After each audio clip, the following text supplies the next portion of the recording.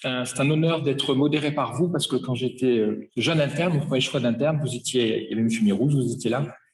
Et je pense souvent que vous m'avez appris la liberté de penser. Donc, vraiment, je vous dois ça, monsieur. Donc, on va parler de la transplantation hépatique. On parlera d'hépatite C, mais pas que. Parce que parler d'hépatite C, ça serait ne parler que d'une petite partie des maladies du foie. On ne peut pas parler de maladie du foie sans parler de maladie du foie liée à l'alcool. D'autant plus que parfois les deux convergent. Donc j'ai pris ici un modèle qui montre avec une infection par le virus de l'hépatite C. Aujourd'hui, en 2021, l'infection par le virus de l'hépatite C, on va la rencontrer dans les nouveaux cas, essentiellement chez des personnes qui sont usagers de drogue par voie intraveineuse ou intranasale. Mais nous avons eu le passé du sang dit contaminé, mais dans ce cas précis, du fait qu'avant 1989, on ne connaissait pas ce virus, les plus anciens se souviennent de l'hépatite non A non B, et donc les personnes qui ont été transfusées, par exemple, avant 1989, ont été pour certaines contaminées par le virus de l'hépatite C. Et donc c'est une histoire assez linéaire, finalement, quand on est contaminé par ce virus, parce que dans l'immense majorité des cas, environ 90% des cas, l'infection va devenir chronique. L'organisme n'est pas capable de se débarrasser de ce virus. Et donc, on a toute une histoire naturelle qui commence avec l'hépatite chronique. Le foie est attaqué de façon chronique. Les patients, dans l'immense majorité des cas, ne ressentent rien. Certains ont une fatigue un peu anormale, mais sans plus. Et puis, tout doucement, ce foie va durcir. Nous, on appelle ça la fibrose comme mécanisme, qui est un mécanisme d'ailleurs qu'on retrouve dans d'innombrables maladies. Et puis, il va évoluer vers ce foie qui est mis ici, ce foie de cirrhose, un foie nodulaire, dur comme ce bureau. Et cette cirrhose est un état précancéreux. Et donc, l'histoire naturelle de cette maladie, et si on doit donner des chiffres, quand on était contaminé par le virus de l'hépatite C, parce que vous allez voir les progrès qui ont été accomplis, eh bien, environ 20% des patients qui avaient une maladie chronique contractaient et évoluaient vers la cirrhose, et 5% d'entre eux faisaient un cancer.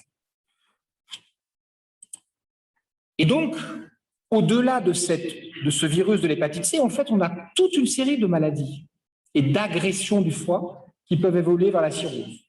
Et on estime qu'aujourd'hui, si on cumule les virus des hépatites qui passent à la chronicité, B et C, la consommation excessive d'alcool, et ce qu'on appelle le syndrome métabolique, maladie qui nous a énormément rapprochés des diabétologues, un profil de patient diabétique, c'est d'abord ça qu'il faut mettre en premier, plutôt un diabète de type 2, en surpoids, des lipides élevés dans le sang, une hypertension artérielle, eh bien ce consortium de symptômes peut évoluer vers la cirrhose en dehors de toute autre agression. Si on cumule tout ça, on a à peu près 20 millions de personnes à risque en France. Parce qu'ils boivent un peu trop, parce qu'il y a un petit peu trop de diabète, un petit peu trop de surpoids, parce qu'ils ont attrapé un virus. Et quand on décline l'histoire naturelle, eh bien aujourd'hui, on a 15 000 décès chaque année liés à la cirrhose, soit par sa décompensation elle-même, les complications de la maladie, soit par la transformation en cancer, 6 000 par décompensation de la cirrhose, 9 000 par cancer primitif du foie. Donc voilà, nous, notre mur, si je puis dire.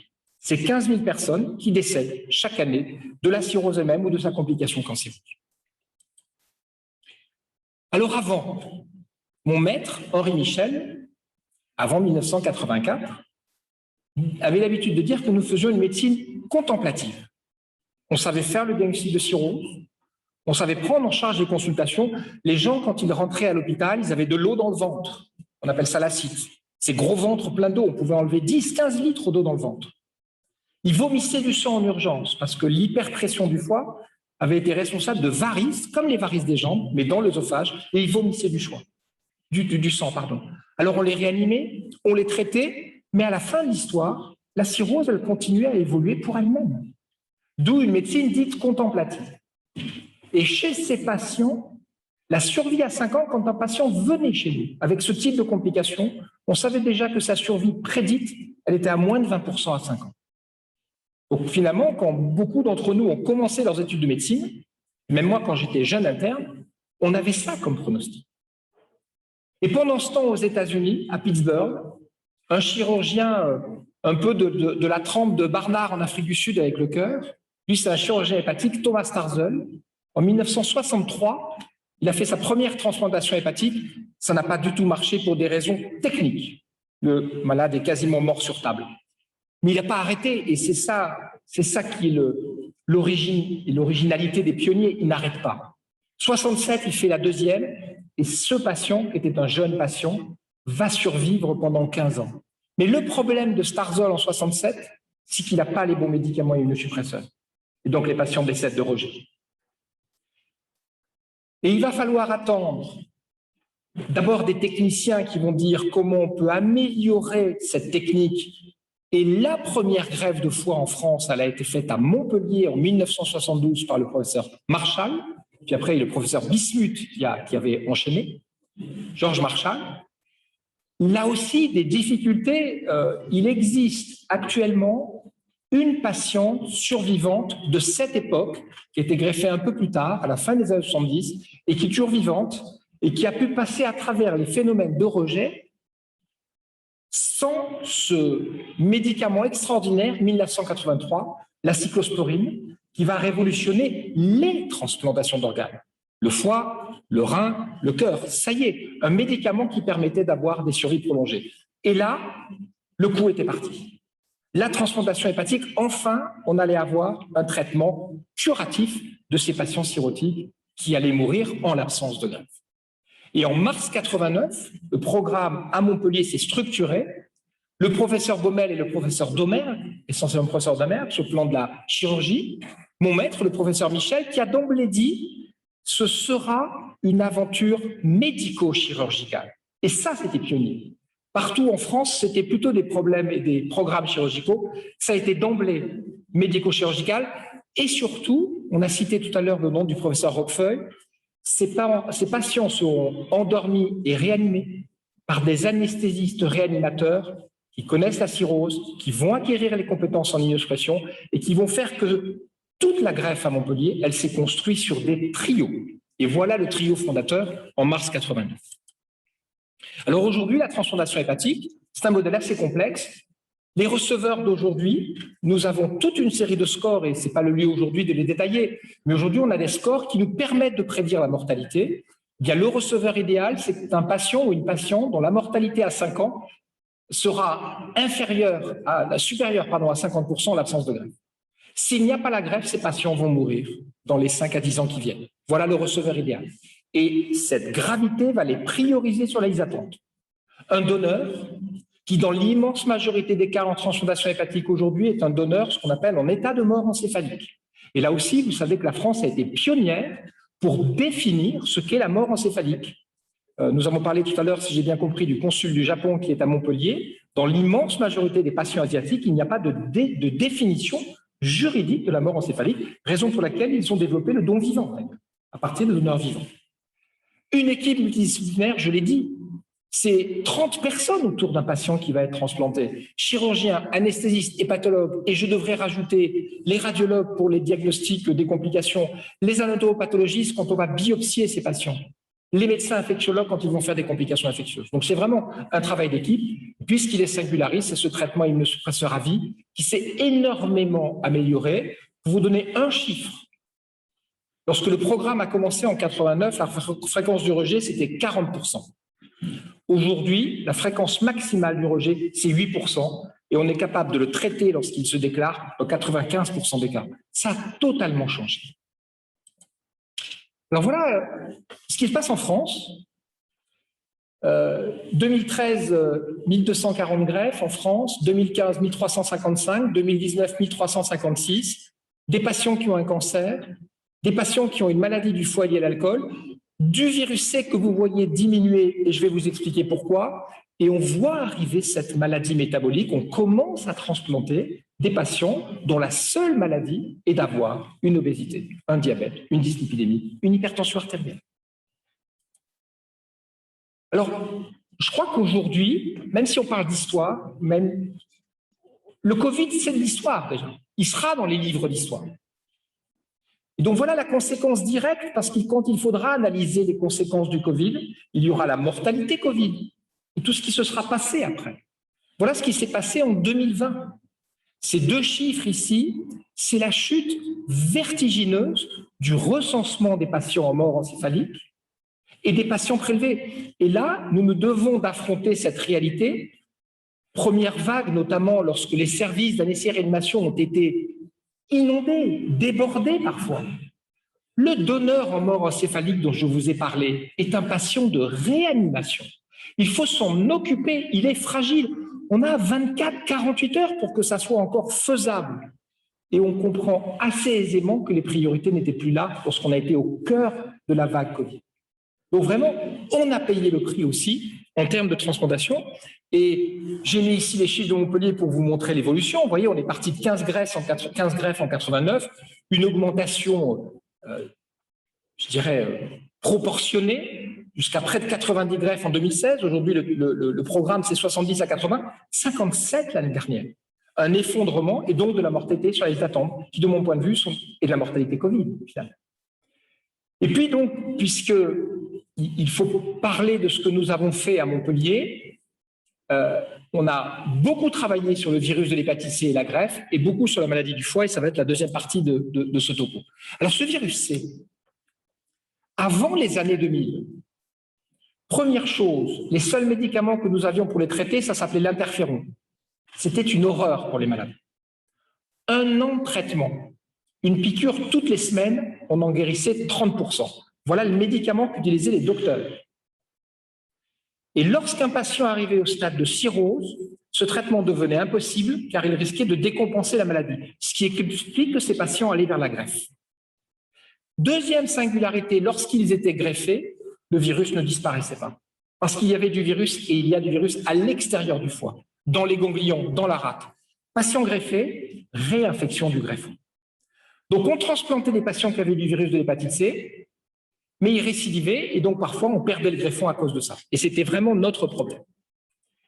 Alors ça, c'est une carte que je mets parce que, et tu l'as montré tout à l'heure Xavier, les travaux aujourd'hui, ils sont collaboratifs.